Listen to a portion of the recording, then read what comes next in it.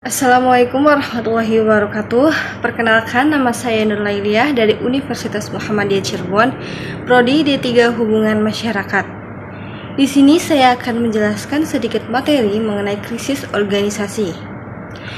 Krisis organisasi yang terjadi pada suatu organisasi menjadi tantangan bagi pihak PR. Apalagi jika krisis tersebut berpengaruh pada citra organisasi. Saat ini, penanganan terhadap krisis organisasi menuntut keahlian dan cara yang tepat, terlebih jika dihubungkan dengan adanya media baru.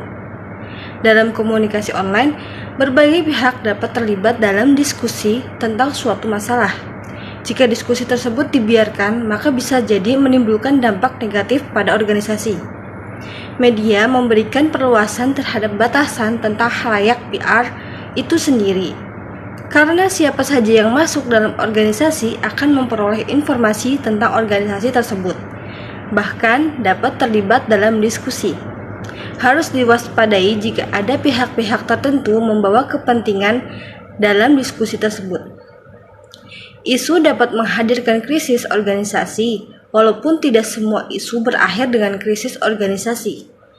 Holtz menyebutkan bahwa penting sekali dalam tahap awal kita mengetahui mengapa dan di mana krisis tersebut terjadi. Mengapa adalah mengetahui masalah mendasar yang terjadi penyebab krisis, sedangkan di mana adalah apakah krisis tersebut muncul dari kenyataan di lapangan atau berasal dari media online. Bahasan tentang di mana awal munculnya krisis menjadi penting karena saat itu media online bisa menjadi pemicu awal terjadi krisis. Holtz juga memaparkan adanya berbagai asal krisis baik internal maupun eksternal organisasi, yaitu sebagai berikut. Internal yaitu meliputi berbagai hal yang berasal dari dalam organisasi, mulai dari kekecewaan pekerja, kesalahan operasional organisasi, penyelewengan dalam kegiatan organisasi, perbedaan pendapat antara pimpinan dan bawahan, hingga hal yang lainnya. Eksternal meliputi adanya ketidakpercayaan para pemangku kepentingan dari luar organisasi, krisis ekonomi, ketidakstabilan kondisi politik, bencana alam, dan sebagainya. Selanjutnya, setelah memahami inti permasalahan, disusunlah langkah-langkah penanganan krisis. Holtz yaitu sebagai berikut. Yang pertama yaitu penunjukan atau spokesperson dari pihak internal organisasi. Pihak yang akan mewakili organisasi khususnya untuk berhubungan dengan media dapat dilakukan oleh tim ataupun perorangan yang mengetahui informasi tentang krisis dan memahami cara-cara penanganannya.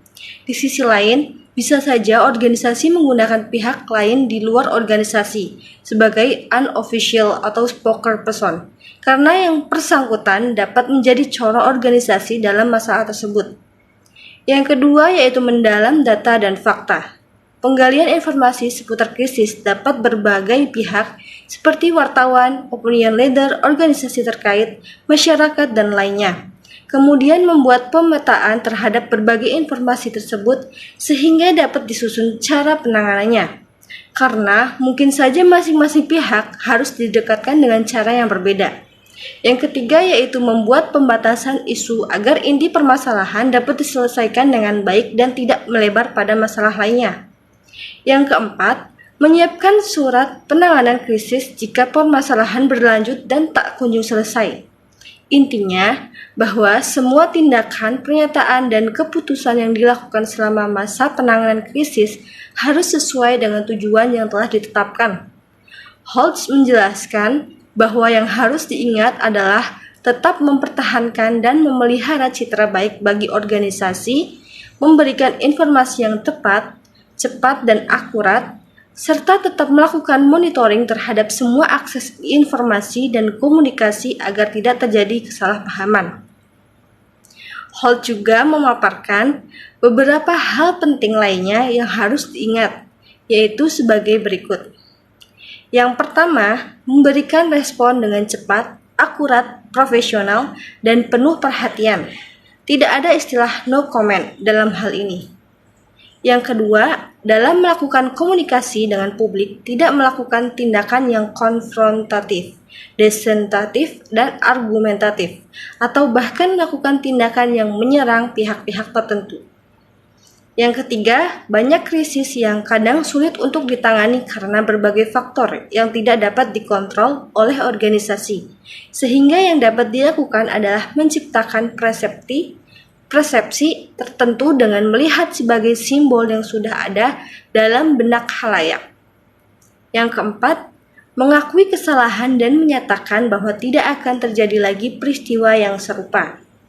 Yang kelima, memperlihatkan dan menyatakan kembali nilai-nilai utama organisasi sebagai bagian dari cara organisasi untuk bangkit dan krisis. Spokesperson harus tampil sesuai dengan nilai-nilai utama tersebut agar dapat menjadi nilai positif bagi organisasi. Yang keenam, tetapkan suatu statement atau pesan pokok yang tertuang dalam pernyataan-pernyataan resmi, press release, wawancara, dan sebagainya. Yang ketujuh, ciptakan dan pemelihara hubungan baik dengan berbagai pihak, terutama mereka yang terkait dalam krisis. Sekian video dari saya, kurang lebihnya mohon maaf. Wassalamualaikum warahmatullahi wabarakatuh.